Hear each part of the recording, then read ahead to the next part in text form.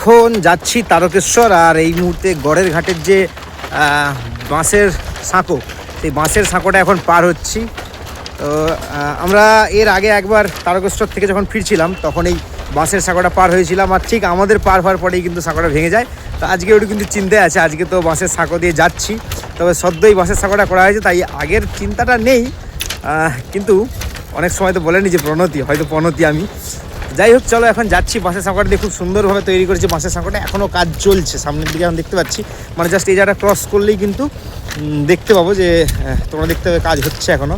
এই ধারের দিকে দেখো কাজ চলছে, নতুন এই রিসেন্ট আবার নতুন করে তৈরি করা হয়েছে বাঁশের সাঁকোটা। এই বাঁশের সাঁকোর ফলে কিন্তু বেশ মানে ভালো একটা যাতায়াতের সুবিধা হয়েছে মানুষের, কাউকে কিন্তু ওয়েট করতে হয়নি এখানে। তো চলো যাওয়া যাক, তারকেশ্বর যাবো। এই যে আমি আর,